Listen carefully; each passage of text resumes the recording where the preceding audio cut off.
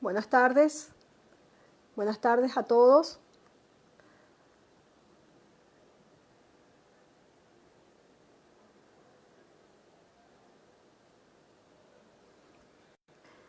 Estamos comenzando nuestra conexión. Tenemos buena conexión hasta donde he visto. Y bueno, esperemos que esto salga excelente. Estoy saludando a todas las personas que se están conectando poco a poco. Y después de la presentación que hagamos de Alexandra, la introducimos para que hablemos con ella.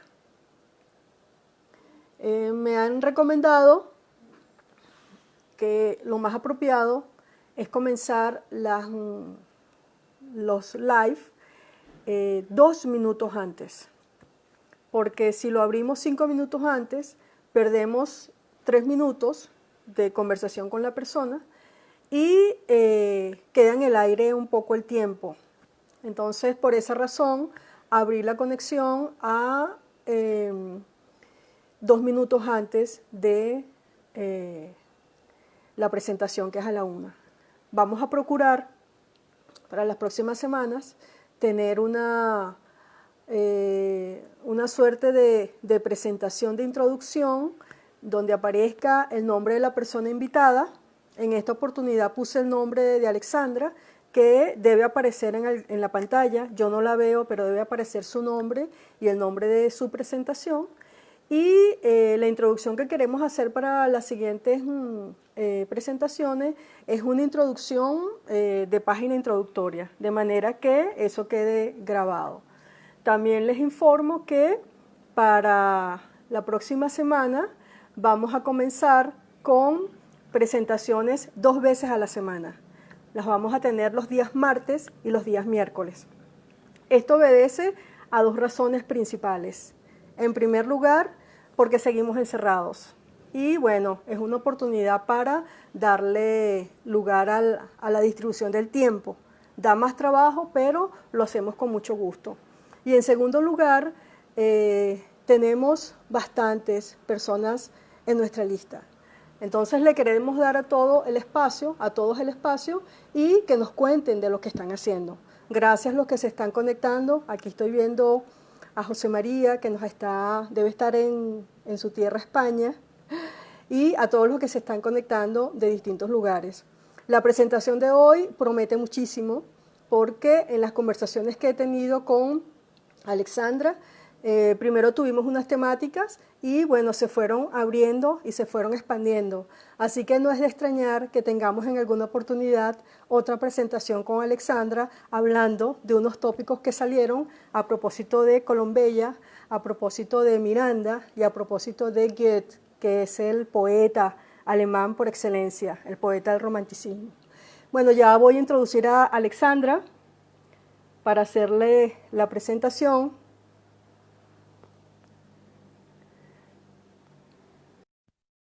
Comenzaríamos. Hablándose, Alexandra.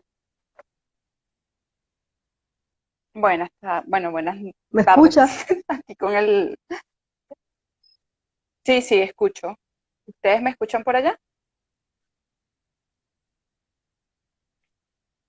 ¿Aló? ¿Me escuchan? Ajá, ¿nos escuchas bien? Sí, ahorita sí escucho bien. Ah, excelente, excelente. Bueno, voy a hacer la presentación contigo para empezar lo más pronto posible y bueno, aprovechar el tiempo de lo que nos puedas hoy hablar sobre esta figura tan interesante. Bueno, Alexandra, quien ya tenemos en la pantalla doble, es abogada y Alexandra es egresada de la Universidad Central de Venezuela. Ella ha hecho estudios de máster y especialización en Alemania en los últimos años y en este momento está residenciada en ese país, en la ciudad de Heidelberg, y ella está haciendo su investigación sobre una figura universal que para la historia de Venezuela es clave, así como cada quien tiene cada cada historia nacional tiene una figura clave. En el caso de la historia de Venezuela, esa figura clave es Francisco de Miranda. Y la presentación de hoy tiene que ver con un aspecto que se ha estudiado bastante menos, y es el que tiene que ver con los juicios que se le siguieron a Francisco de Miranda a lo largo de su vida. Por esa razón, Alexandra puso el título de Viaje de ida y de vuelta, porque están fundamentados en ese tránsito a partir de los viajes. Bueno, seguimos la tónica que hemos hecho en otras oportunidades. Tenemos una serie de preguntas y bueno, es una guía un poco para también administrar el tiempo y bueno, introducir a Alexandra y sus investigaciones que está haciendo. Bueno, en primer lugar, Alexandra cuando me mandó su título, ella hablaba del viaje de ida y de vuelta como una metáfora. Y la metáfora es efectivamente porque la vida de Francisco Miranda es una vida de idas y de venidas. Entonces, sobre esa metáfora, yo quisiera que Alexandra, bueno, nos hablara de qué es la investigación que está haciendo, cómo la está llevando a cabo y, por supuesto, la elección de Alemania para esta investigación. Adelante, Alexandra. Gracias, profesora. Bueno, como tú bien lo dijiste, el título es un poco sugestivo por el hecho de la figura de Miranda, ¿no? De que siempre su vida fue un ir y venir constante. Em, en algunos casos pudo cerrar los ciclos de esos ires y venires y en otros quedaron abiertos. Por ejemplo, pienso en uno de sus grandes viajes como fue el viaje a Europa, después que huye de la isla de Cuba y en su diario él escribe que va a empezar a hacer el gran libro del universo, porque él quería nutrirse y conocer ese otro mundo más allá del imperio español, que era lo que él había llegado a conocer, tanto en una parte de Europa como África y las Américas, pero él quería ver más, porque en 1780 estaban pasando cosas en el resto del mundo.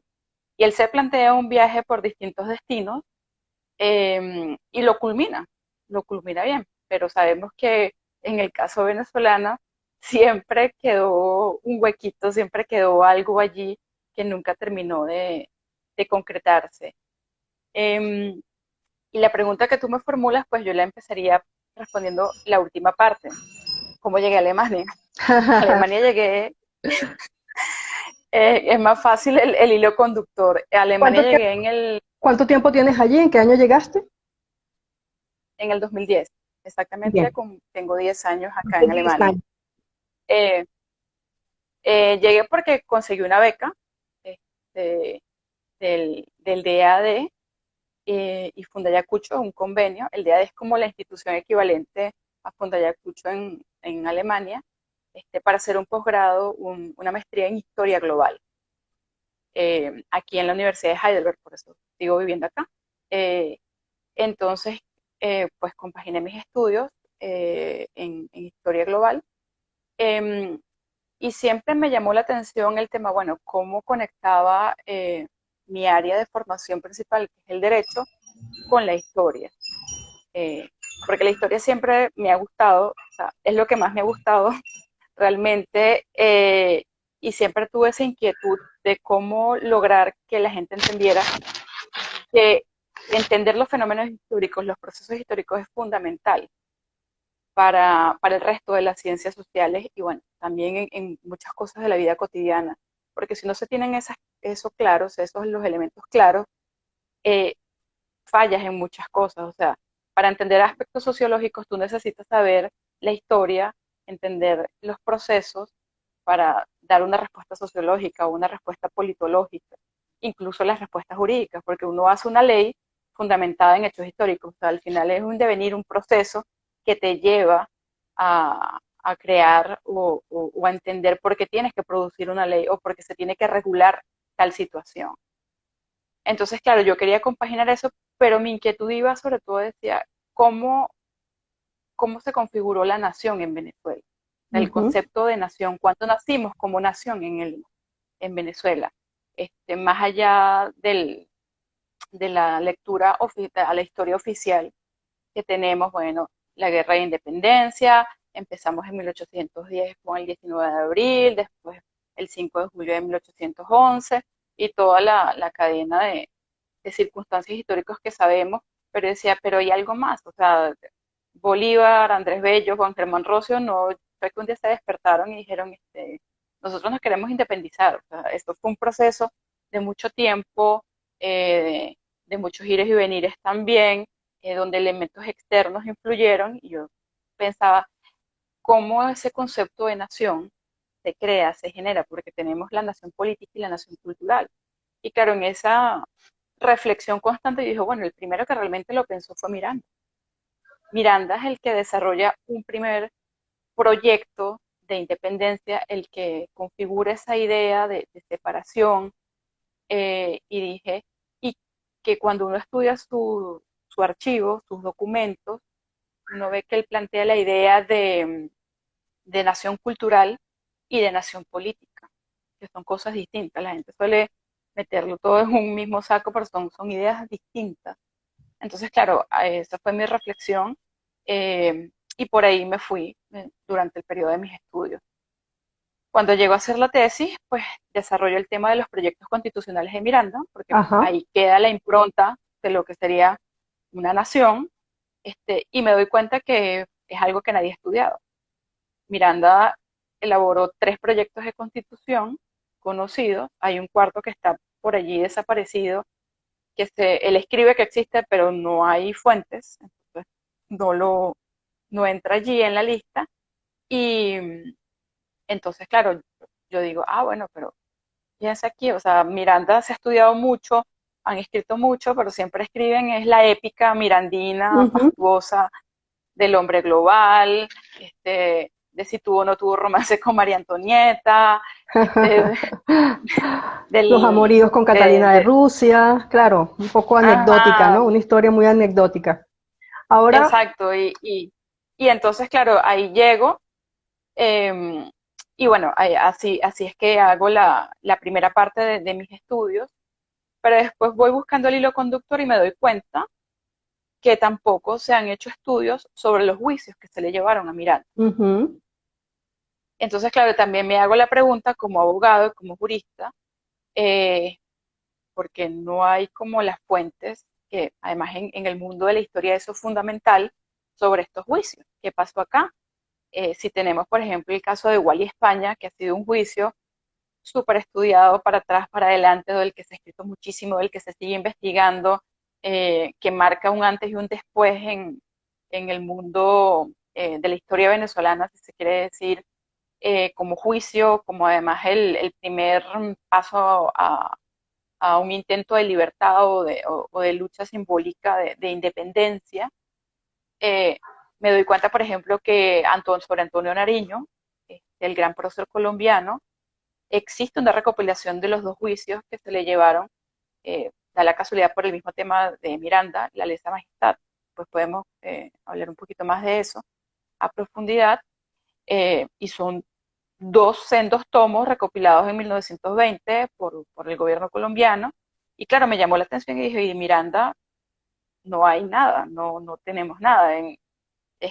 Incluso sobre cosas de Piar, que vamos a decir es otro juicio sumario, pero también muy conocido, puedes conseguir fuentes, puedes conseguir ciertas cosas, y de Miranda sobre ese tema nada. Entonces, claro, ahí la inquietud jurídica y la inquietud histórica se unieron, y bueno, claro, así llegué al tema. esa es una tarea pendiente entonces en los estudios de Derecho en Venezuela, porque si en tus estudios en la Universidad Central de Venezuela no se toparon con ese tipo de documentación tan importante para conocer la historia del derecho en Venezuela, yo creo que esa es una tarea pendiente, ¿no? Que está allí Sí, importante. es una tarea pendiente tanto de la historiografía nacional pura como de la historia del derecho Así es. venezolano. Ahora, de los juicios, Alexandra, bueno, son tres fundamentales de los cuales tú me habías comentado. El primero es el de 1782, que va hasta 1797, ¿no? Es ese primer juicio. Exactamente. Háblanos un poco de él y del segundo, que está más o menos en la misma época, porque el tercero, que es de 1812, es otra historia que tiene que ver con la Constitución de Cádiz. Entonces, en ese tiempo, en esos tres tiempos históricos, háblanos brevemente de cada uno de esos juicios, que son los que tú estás estudiando. Bueno, la primera causa que se le abre Miranda es entre 1781 y 1782, porque claro, mientras la correspondencia iba a España, volvía, Así es. no son los 6 meses mismos por lo tiempos de hoy menos. en día. Sí, claro, mientras salía el barco regresaba la respuesta. Eh, es el juicio que se le sigue eh, se le sigue por el delito de lesa majestad, traición y, eh, ¿no? eh, y contrabando, y Ujú. contrabando. Y lo que pasa allí es que hubo un problema político, por decirlo con su nombre, como debe ser, entre el jefe de Miranda, el general Juan Manuel Cajigal, que era el gobernador de la isla de Cuba, y la familia del, de José de Galvez, Ajá. que era el presidente del Consejo de Indias. Ujú. Eh, el sobrino de José de Galvez fue una persona muy importante porque fue el líder de la batalla de Pensacola. Y la batalla de Pensacola, pues, es una batalla eh, muy relevante para la independencia americana, donde los americanos contaron con apoyo del Imperio Español. La comandó Bernardo de Galvez, de hecho tiene una plaza, la ciudad de Galveston se llama Galveston por la familia Galvez, Ujú. precisamente por su padre era virrey de lo que hoy en día es México, en este momento Nueva España. Su tío era quizás el segundo o tercer hombre más poderoso del Imperio Español, porque era el presidente del Consejo de Indias. Y pues él le pide apoyo a Cajigal de la isla de Cuba, le envían tropas, los recibe, les va muy bien en la batalla. Miranda tiene ahí también una participación importante y estratégica.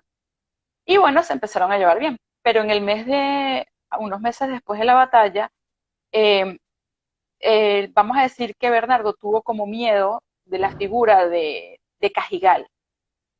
Yo me imagino que pensó que le podía hacer sombra y entonces hubo una disputa desde que no siguió una instrucción militar, y sabemos que eso Ujú. en el mundo militar tiene un peso muy relevante, Así es. Ujú. y él se queja con su tío. La carta, de hecho, la carta que le remite, podemos decir que es la de un niño malcriado quejándose con el tío, y el tío responde a favor de su sobrino. Ajá.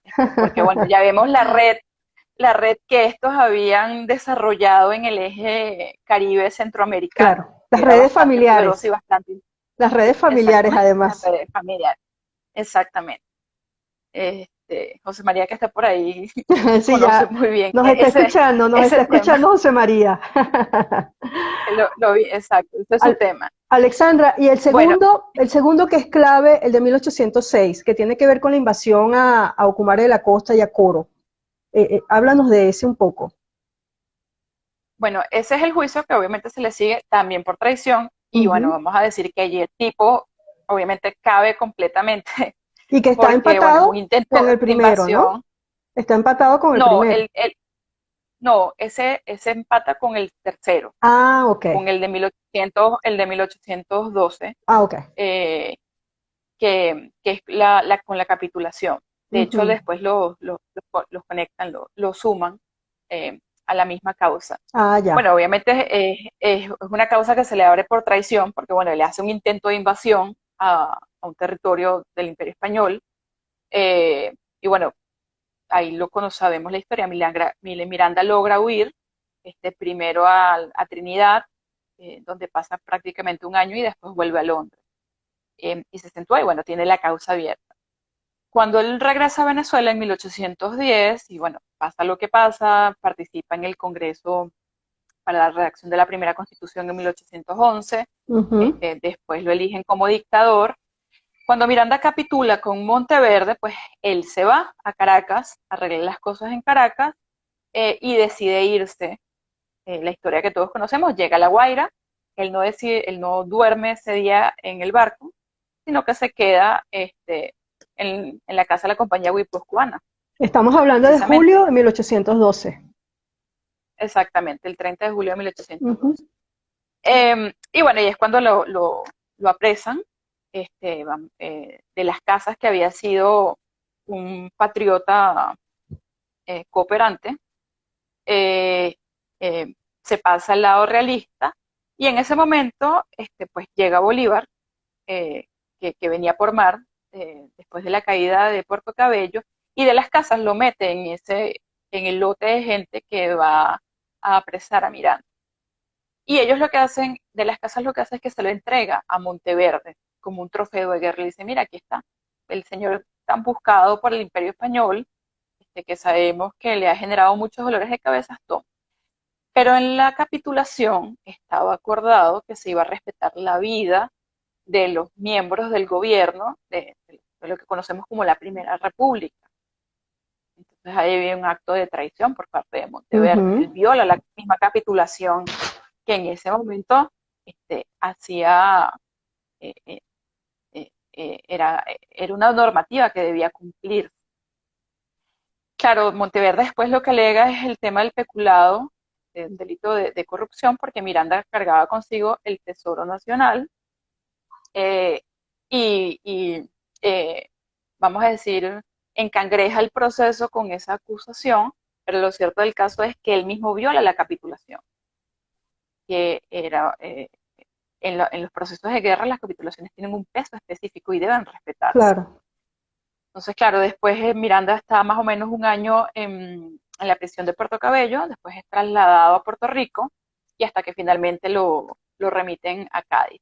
En ese proceso entre que está en Puerto Cabello y Puerto Rico, el regente Mosquera va a hacer una visita a la audiencia de Caracas, y es cuando unifican las causas de traición, pero él mismo reconoce que lo que hizo Monteverde está mal y que ese caso y ese juicio no debe seguirse.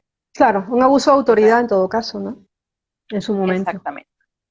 Exactamente, hay unas palabras y hay una carta de Mosquera donde habla de todas las irregularidades cometidas por Monteverde, de todos los problemas que va a acarrear eso para el proceso, para España en sí misma, porque era una situación demasiado compleja, claro, la que estaban viviendo. Ahora, tu estudio, Alexandra, está entre una tradición y una modernidad, es una bisagra, es un tránsito, y por lo que nos estás contando, tu investigación tiene obviamente dos partes, una que corresponde a un tiempo del derecho con ese primer juicio, y ese segundo, y el tercero que tiene que ver con una movilidad, digamos, de cambio político fuerte que se está dando a partir o a raíz de la Constitución de Cádiz en 1812. De manera que, bueno, ahí Miranda es una figura que tiene un peso clave y que sirve para comprender mejor esos procesos que tú te planteaste al principio, que es como la formación de la nación, ¿no? En términos de esa construcción. Ahora, tú estás estudiando en la Universidad de Wolfgang Goethe. ¿Cómo se dice? Goethe. Goethe, la Universidad Goethe. Esa universidad, bueno, ya nos comentaste cómo llegaste a la universidad, que fue a través de una beca y que ya tienes allí 10 años. Ahora, coincidimos en que Francisco de Miranda y Goethe fueron contemporáneos. Goethe nació en 1749 y Francisco de Miranda en 1750, es decir, que son contemporáneos. Y además coincidieron en Alemania, y me habías comentado a propósito de esto de la teoría de los colores y los colores de la bandera, cuando llega por primera vez en 1806 en el desembarco de Ocumare y de Coro, en 1806. Ahora, yo tengo aquí una frase un poco para introducir esa relación que existió entre estas dos figuras universales, porque bueno, para quienes, bueno, todo el mundo sabe quién es este poeta, pero es un novelista, dramaturgo y científico alemán que dejó una huella indeleble en la historia del romanticismo alemán de su momento. Voy a leer una frase para que entiendan la profundidad poética que hay en figuras como esta. Esto es en Mefistófeles, ¿no? Dice, eres... En el Fausto. El Fausto. Lo dice Mefistófeles. Mefistófeles en el Fausto. Dice allí Mefisto, ¿no? Eres, al fin y al cabo, lo que eres. Aunque te pongas una peluca con miles de rizos, aunque te pongas tacones de un codo de altura, seguirás siendo lo que eres. Alexandra, ¿nos podrías decir esa frase en alemán? La busqué porque hice la traducción yo para después dije, si es de Goethe, esto está, y bueno, como parte del trabajo histórico hay que ir a la fuente Por y supuesto. la conseguí. Du bist am Ende, was du bist. Setz die Perücken auf von Millionen Locken. Setz deinen Fuß auf ellenhohe Socken. Du bleibst doch immer, was du bist. Así ¿Cómo ha suena en sido, alemán. cómo ha sido esa experiencia, Alexandra, con ese idioma? Y tú como estudiante en Alemania. Bueno, el alemán es El el alemán. alemán, el alemán tiene sus ruidos, como sabemos, ¿no? Sí, bueno, es una lengua difícil, sobre todo para el que nunca trató con ella, compleja, que hay que estarla estudiando siempre, eh, y que es un trabajo, es una inversión a largo plazo. O sea, hay idiomas que se pueden aprender muy rápidamente, pero bueno, el alemán necesita su tiempo, sobre todo si uno no ha tenido contacto o no tienes algunas bases. Por ejemplo, quizás si yo hubiese estudiado un poco de latín, algunas cosas se me hubiesen hecho más sencillas por el tema de las declinaciones, porque uno oye hablar de declinaciones y sabes que eso existe y eso pasaba en las lenguas antiguas, pero cuando te enfrentas a ellos, uno dice, ¿para qué sirve una declinación? ¿Qué, ¿Cuál es el sentido de esto? Porque en español, en las lenguas romances, ya no existen las declinaciones. Nosotros las superamos hace 500, 600 años. Entonces, aquí ¿no? Entonces, fue una práctica constante de volver a repasar gramática castellana, fue muy bien porque, bueno, uno refresca los conocimientos, entiendes muchas más cosas de la teoría del lenguaje, la funcionalidad de los sinónimos. Para las declinaciones es muy importante el complemento directo, el complemento indirecto, pero bueno, es una labor ardua porque todavía al final uno no pronuncia como alemán, eh, en fin, es complejo, pero bueno, se puede hacer, se puede seguir adelante. Se puede seguir aprendiendo Se sobrevive. cada día, así Sí, es. Yo tuve bueno, tú lo sabes que yo estuve una estancia en el Max Planck durante 3 meses y en esos meses yo tomé un curso de alemán. No lo tenía por qué hacer, pero a mí me parecía que era una cortesía, ya que yo había sido invitada, yo podía claro. aprender un poco. Y claro, yo con mis conocimientos rudimentarios, ahí fui aprendiendo. Además tienen unos cursos excelentes, excelentes y a muy buen precio y tienen unas carpetas para aprender. Es decir, tienen toda una logística y me parece excelente. Y debo decir por acá que para mí fue una experiencia magnífica cuando yo aprendí algunas frases y yo iba a pedir algo de comida con unas frases muy sencillas y el rostro de alegría del alemán al ver que tú de otro idioma estás haciendo un esfuerzo por conocer su idioma y por comunicarte, eso en realidad fue para mí lo máximo, porque es como un agradecimiento que tiene el alemán en ese sentido de que tú te puedas, que hagas el esfuerzo de querer comunicarte en su idioma. Así que en ese sentido yo creo que ha sido pues para ustedes ha sido una experiencia. Tú llegaste a Alemania hace 10 años y Sí. Miranda, tu niña, tiene 5. Ujú. Es decir, que ella está en la mitad de la vida cuando ustedes tenían allí la mitad, allí en Alemania. Ahora, ¿cómo es esa educación bilingüe con Miranda? ¿Es un alemán español? ¿Cómo es esa experiencia con un niño que vive allí? No, pues normal. En la casa se habla español y esa es su lengua materna y ella sabe acá este, cómo hablar. Hubo un periodo, más o menos entre que tuvo 2 años y medio y 3 años, donde mezclaba los idiomas, pero es natural, es parte del proceso de los niños bilingües. Eh, Iba a su kindergarten, es normal, claro, y allí fue aprendiendo el idioma igual que lo aprende en la calle. Lo que te recomiendan es que sea así, porque esta no es tu lengua materna, entonces tú pronuncias mal, tú pronuncias feo. Ella ya me dice, Claro, ay mamá, eso no se dice así. ven y Mm, te enseño. Claro, pero ella ya tiene la pronunciación natural, a ella le por sale supuesto. el gutural perfecto de acá, mientras uno todavía está Heidelberg buscando la forma, con ella, ella es automático. Entonces siempre te recomiendan eso. Usted háblele en su idioma natal, el niño siempre va a entender.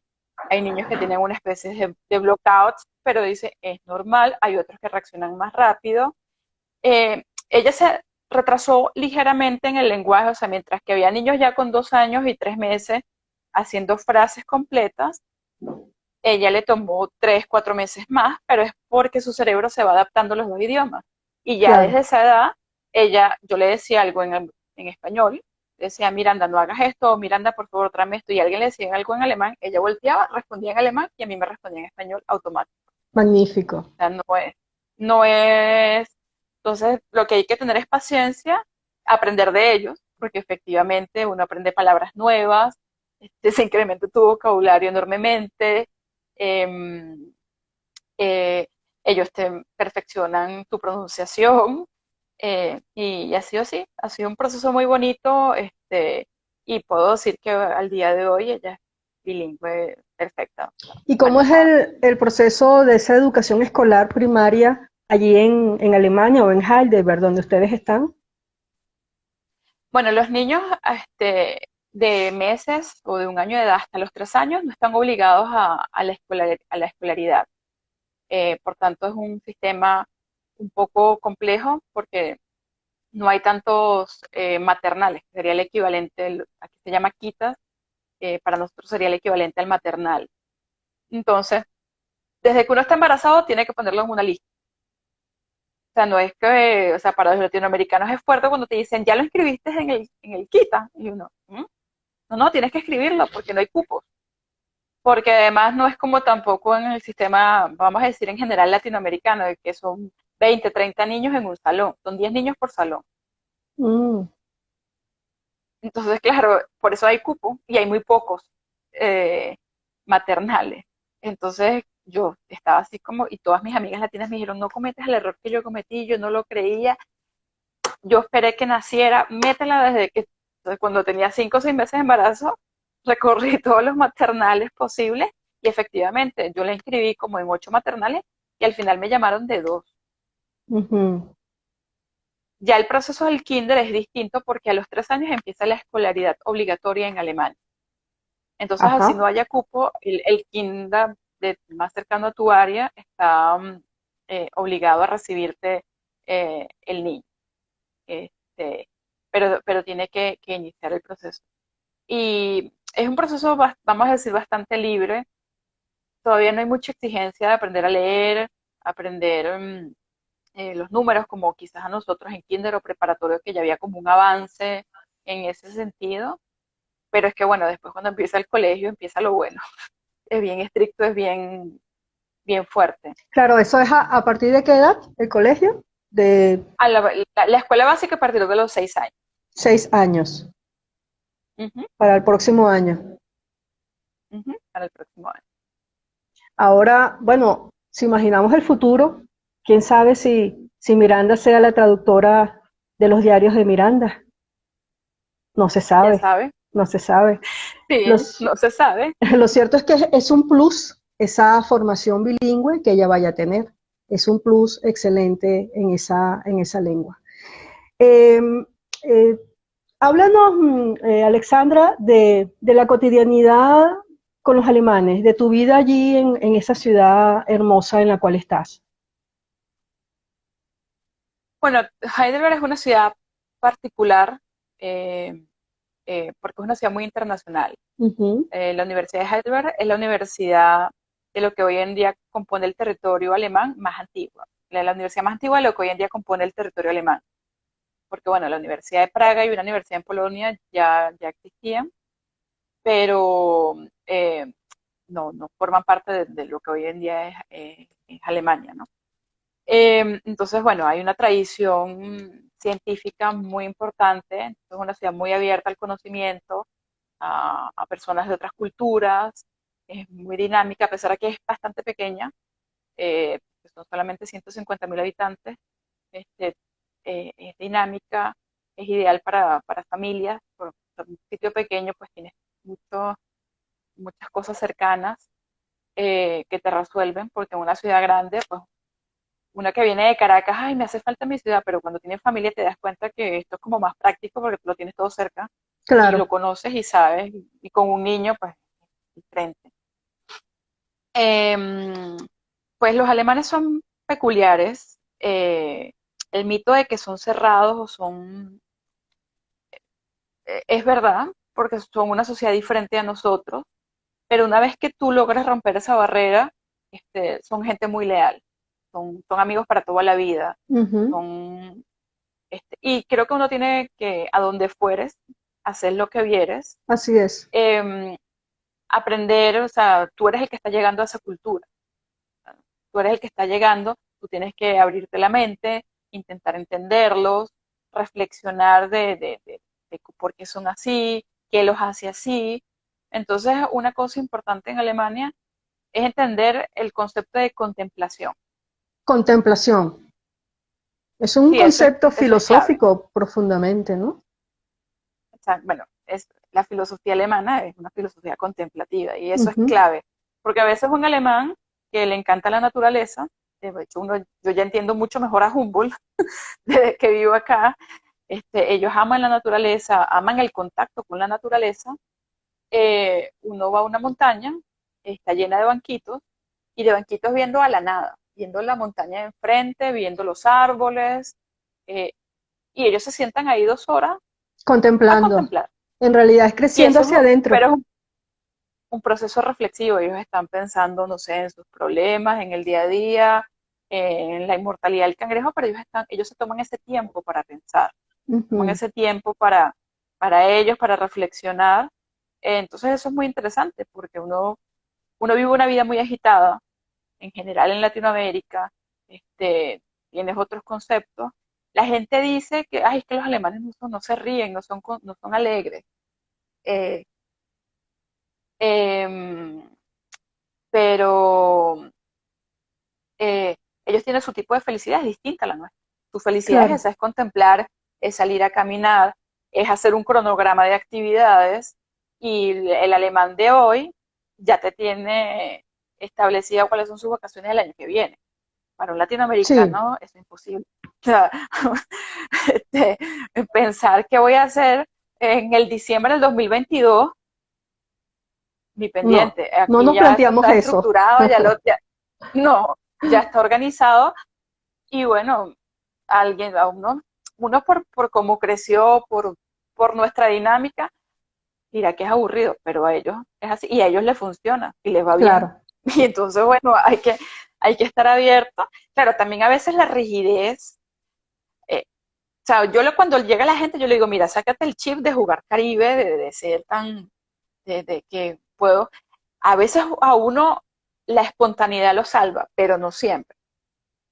O sea, la espontaneidad es para cosas muy, muy determinadas que uno tiene esas salidas y entonces el alemán no te entiende, no la capta y bueno, y pudiste resolver, pero no siempre funciona porque aquí los procesos están estipulados, funcionan todo en su momento, y lo que te puede salir en vez de una gracia es una morisqueta por andar Claro. dándotelas jugando a la viveza criolla típica de nosotros. Claro. Cuando yo visité la ciudad de Heidelberg, que los visité a ustedes, yo fui a la universidad, ustedes me llevaron a la universidad. Y uno de las, bueno, de las cosas que a mí más me impactó fue haber visto aquella pared llena de placas de premios Nobel. Impresionante, muchísimo. Creo que en aquella oportunidad llegué a contar como 55 a la universidad. ¿Cómo es la ciudad de Heidelberg, Alexandra? ¿Cómo es esa ciudad? ¿Qué nos puedes decir de ella?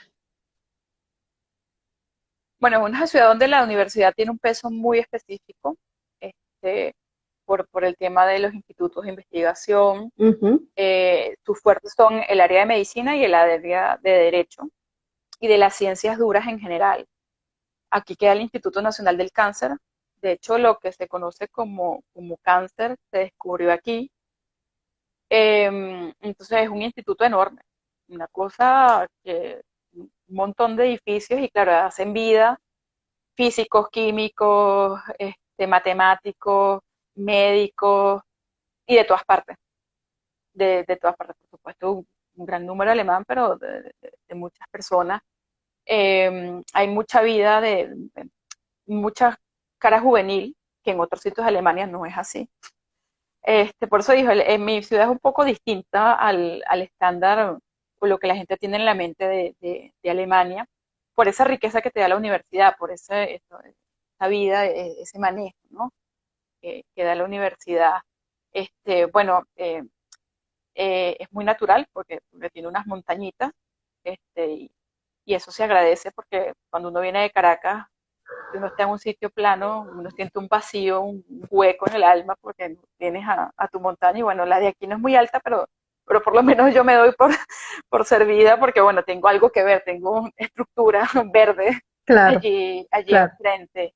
Es una ciudad antigua, es una ciudad eh, eh, eh, que las mayores edificaciones son de 1600 más o menos. Eh, el castillo que tiene como buena ciudad alemana, pues el castillo tiene distintos momentos históricos y pertenece a una región que se llama el Palatinado. El Palatinado, porque claro, también la gente cree que Alemania siempre, o Prusia o Alemania, y no, Alemania se vino a unificar en 1781. Alemania era Ujú. una cantidad Bismarck. Ujú. de ciudades-estados o de pequeños principados regados en lo que hoy en día es el territorio alemán, que después se fueron unificando poco a poco hasta que Otto von Bismarck completa la integración territorial, por decirlo de alguna manera. Entonces aquí en Alemania hay mucho regionalismo. Entonces los palatinos se ven feos con los suavos, que son los Schwaben, o los del norte no se entienden mucho. De hecho, el idioma cambia. El idioma alemán cambia muchísimo de la gente como lo habla en el norte como lo hablan aquí, porque existen los llamados dialectos. Dos Los dialectos, claro. dialectos los dialectos. Entonces, hay veces que yo digo, yo tengo tantos años aquí, yo no entiendo qué me está diciendo este señor, pero un alemán me dice, eh, pero yo tampoco entiendo, tranquilo, y yo, por no me, bueno, si él es de aquí y no lo entiende, Exacto, bueno, estamos en el mismo barco. ujú. Qué interesante, qué interesante. Mira, Alexandra, y el asunto del frío, ¿cómo lo llevan ustedes? Bueno, mejorando. Cuando uno llega es un caso, o sea, para este cuerpo tropical eso es muy difícil. Claro, claro. No lo voy a, o sea, todos los que venimos a América Latina, si no vienes del sur, que vamos a decir, tienen como más contacto y conocen lo que es las cuatro estaciones, siempre pega, siempre Claro, pega, claro. y más el eje Caribe. Pero el cuerpo se va haciendo tolerante. Yo cuando llegué tenía que salir en invierno con dos suéteres, dos bufandas, guantes, abrigo, y me ponía ropa y me ponía malla. Y ya con el transcurrir de los años, desde el tercer, cuarto año, he visto que mi cuerpo ha ido Adaptándose. tolerándolo más. Ujú. Sí, entonces ya no tengo que salir con dos suéteres, salgo con uno y mi abrigo. Y además uno aprende a disfrazarse porque también eso es aparatosísimo, Claro. terrible tener que salir y quítate la cosa y ponte la cosa. Pero bueno, uno va desarrollando skills ahí. Es una práctica cotidiana cuando están en invierno, por supuesto. Así Ujú. que puedo entender lo que dices. Alexandra, cuando tú te fuiste de Venezuela hace 10 años, ¿qué te llevaste tú en esa maleta simbólica? ¿Qué hay en esa maleta simbólica que te llevaste? ¿Qué sacaste, qué no sacaste? ¿Cómo está eso? Bueno, me llevé, creo que intenté meter lo mejor de mí, mejor que me dejó mi familia y lo mejor que me dejó el país. Mis principios, mis valores, que es lo más importante, porque al final es con lo que uno llega. La ropa no era importante, tenía que cambiarla toda, tenía que ser ropa adecuada, o sea, uno se trae su sueño, parte de su sueño, que siempre van a cambiar, siempre son correo por favor, porque bueno, es otra realidad, pero lo más importante creo que son tus principios y tus valores. porque es con lo que con lo que puedes salir adelante, con lo que este, haces. Eh, claro, siempre te traes tus apegos familiares, tus cosas, pero bueno, hay una distancia enorme, ¿no? Es difícil. Lo bueno es que se ha desarrollado mucho la tecnología y bueno, uno puede paliar Claro, un poquito, de mejor manera que antes. Sí. un poquito. Y Alexandra, ese trabajo tuyo de tu tesis, ¿para cuándo tendremos una venezolana graduada en esa universidad? Esta es una pregunta Bueno, difícil, yo lo recuerda que sé. Yo sé que es una pregunta sí, difícil, que son no se cuatro, hace, pero quiero que sepan que yo soy docente y este es un trabajo docente el que estamos haciendo. Y yo tengo la obligación de preguntarte, ¿cuándo vamos a tener esa tesis? ¿Cuándo la vamos a leer? ¿Cuándo vamos a ver ese título de la Universidad de Goethe? Goethe, que es Goethe, la Universidad de Frankfurt, que Frankfurt. no es la misma que de Heidelberg, sino es Frankfurt, que está acá cerca, Exacto. es a una hora de distancia. Bueno, espero cumplir mis plazos, pero es difícil porque, bueno, con hijos, siendo inmigrantes, teniendo que resolver la vida día a día, Claro. bueno, es un trabajo arduo, es un trabajo eh, lento pero seguro. Y, bueno, y Ujú. creo que además que Miranda se lo merece. Claro, claro. ¿Piensas el próximo año ir a Sevilla para ver el tercer juicio, ¿no? Que es el que nos dijiste que no habías podido consultar. Sí, es un poco del retraso también va allí porque no he podido ir directamente a las fuentes. Ujú. Y hay que hacer, en el caso de ese juicio específico, hay que hacer un rastreo bastante profundo porque no hay nada. Eh, entonces, esto tiene que hacerse, bueno, y tiene que hacerse como se hace un trabajo de fuentes, Ujú. bien diseñado, bien estructurado, para aprovechar el tiempo tanto en el archivo de India, como buscar el mayor número de información posible. Por supuesto, por supuesto. ¿Cómo es el Sí, eso es proceso? una parte clave de la tesis, eso Ajá. es fundamental. ¿Cómo es el proceso de presentación de la tesis allí? Es decir, lo del jurado, con cuánta antelación, cómo funciona. No es tan complicado como en otros sitios. Uno Ajá. entrega la tesis, son dos jurados, eh, y cada uno hace su evaluación y después hay una defensa pública y Ujú. ya. Ah, ya. Es un poco más, más ligero, en ese Sí, sentido, pues de práctico, eh, un poco más práctico, quise decir. sí, y administrativamente menos complicado que en Ujú, otros sitios, ujú. exactamente. Excelente. Eso sí es una ventaja. Bueno, yo espero, Alexandra, que podamos leer esa tesis prontamente. Me encantará conocer del Gracias. proceso de esa investigación. Y bueno, tenemos un tiempo porque lo he administrado de la mejor manera posible. Así que, bueno, si quieres ampliar sobre algo que quieras completar, tenemos unos minutos todavía para hablar.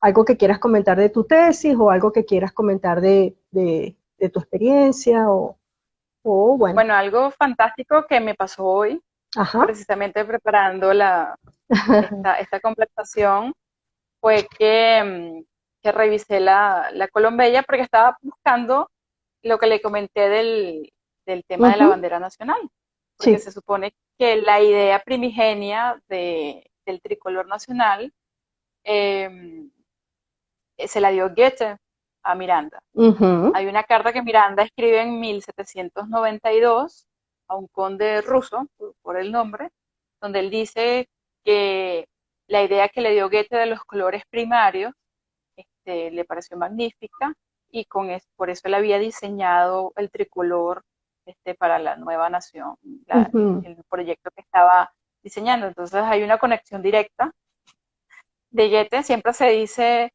que, que eso viene por la historia de Catalina, los cabellos rubios y no sé qué, pero eso es más un tema, de esa misma épica mirandista, fastuosa, del hombre galante, y resulta que pareciera que tiene que ver. Entonces estaba buscando eh, la fuente, si podía conseguir ese comentario, y me topé con que Miranda vino dos veces a Alemania y en el segundo viaje pasó por Heidelberg y lo Ajá, descubrí hoy.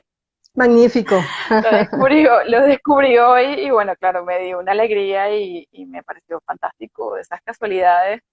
Tanto que he revisado la Colombella, tanto que la he leído, pero bueno, se siguen descubriendo cosas y anécdotas que tienen relación. Se me ocurre aquí, porque bueno, ese descubrimiento que hiciste hoy, que lo compartimos, da para un artículo de esas combinaciones que se dieron entre estas dos figuras universales. Me pregunto a mí si hay un libro de registros de visitantes a la ciudad de Heidelberg, y a lo mejor tú lo podrías visitar o buscar, porque ahí debe estar anotado Miranda cuando llegó a Heidelberg.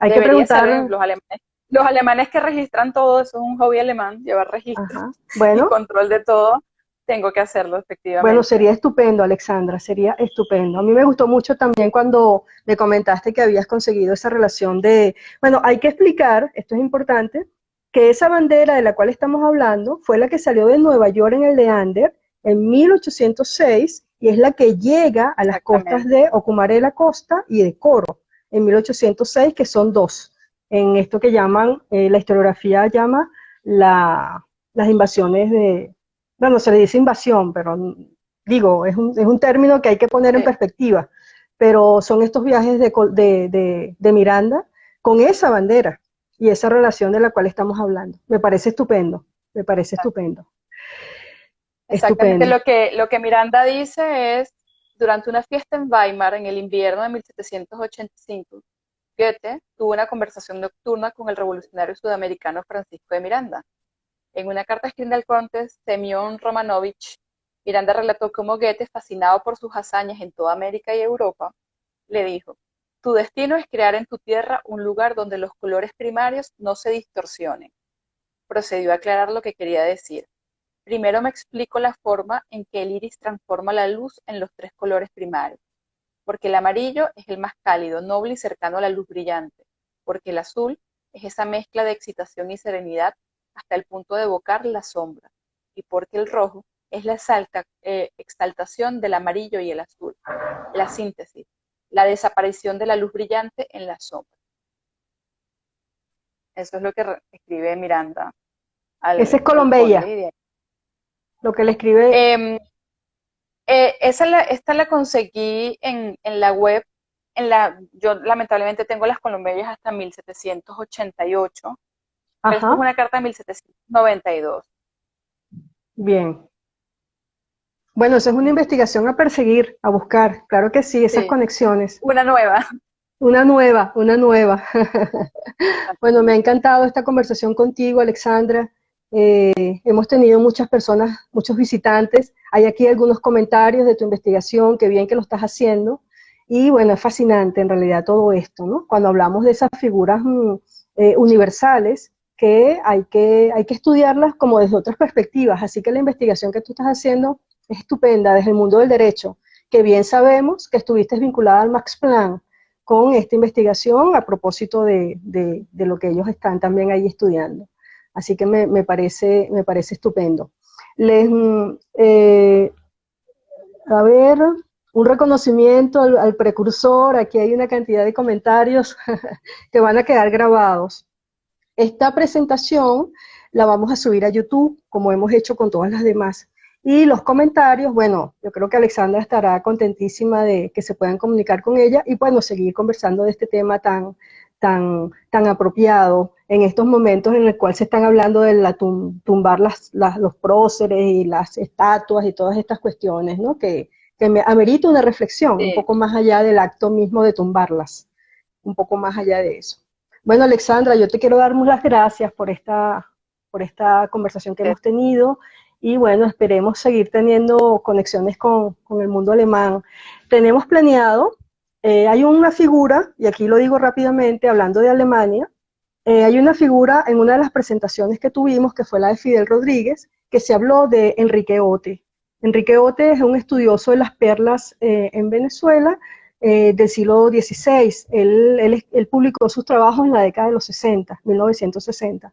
Entonces queremos organizar un ciclo de charlas con, bueno, historiadores alemanes para hablar de la historiografía alemana. Es decir, ¿dónde está Enrique Ote? Esa fue la pregunta que surgió en esa conversación. Enrique Ote, como un estudioso del mundo, del mundo americano, de esa primera época 16, él corresponde a un periodo historiográfico. Entonces se nos ocurrió saber un poco más de la historiografía alemana, es decir, todos estos alemanes que han venido al mundo americano a estudiarlos, porque no solamente es un Humboldt, sino que hay una cantidad de investigadores, y nos gustaría saber en el ámbito de los historiadores quiénes han sido ellos y dónde han estado y a qué corriente historiográfica pertenecen. Entonces, bueno, tenemos por allí armando esa posibilidad de presentación que nos pueda dar la oportunidad pues de seguir conociendo investigaciones que se están haciendo, así como estamos haciendo como con la tuya, Alexandra. Bueno, quiero darte las gracias por esta excelente presentación y ya sabes, estamos esperando esa tesis para leerla. Vale, muchísimas gracias. Gracias a ti, Alexander, y gracias a todos por haber compartido con nosotros. Y ya saben, esto va para el canal de YouTube, a quien no tuvo la oportunidad de verlo en vivo. Hasta luego a todos y muchas gracias. Gracias, un placer. Igualmente, hasta luego.